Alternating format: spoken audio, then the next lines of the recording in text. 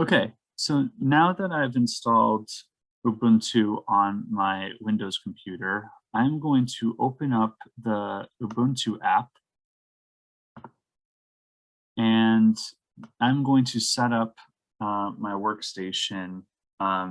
Namely, what I want to do is I want to set up a directory where all of my Lantern projects will be stored. So when you open up the Ubuntu terminal for the first time, what it does is it opens to your home directory. So when I run a command called pwd, what it does is it prints my working directory. So it gives me the path to where what is the file path to where my prompt is currently located. And so right now I have a directory called home/lantern. Lantern is my Linux username. And so what I want to do is create a new directory that will store all of my Lantern projects. So I'm going to use the mkdir command, which stands for make directory space, and I'm going to call this Lantern-projects. And then so now what that did was it created a folder within my home directory called Lantern projects. And I could see that by using the list command. So ls will list all of the items within your current directory.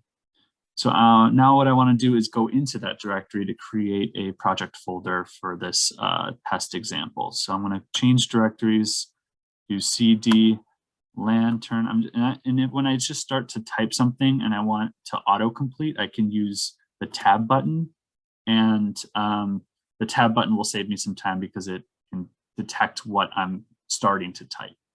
So I'll do cd Lantern projects, hit enter, and now I am in the Lantern projects folder. And we can see that by print working directory command. Now that's my current folder.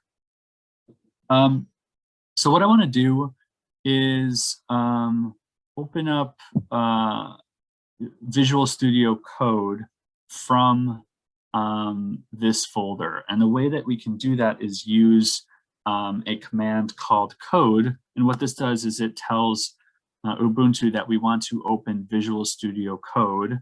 And then the period tells the terminal that we want this current directory. So what we're going to do is open our current directory, Lantern projects, within Visual Studio Code. And what this should do is it will launch Visual Studio Code to that current directory. And so sometimes as a precaution, it'll ask you, are you sure you want, do you trust the authors of this files and folders? And since I'm the creator of this, I'm going to say, yes, I trust the authors. And this is going to let me use the files and folders within this program, our code editor. So the next thing we want to do is we want to clone the Lantern Git repository from GitHub. And we can do that in a couple of different ways. One way we can do that is opening our terminal. So click on new terminal. And as you can see, what it does by default is it opens the prompt to our current directory. So right now we're in Lantern projects. We don't have anything in there right now.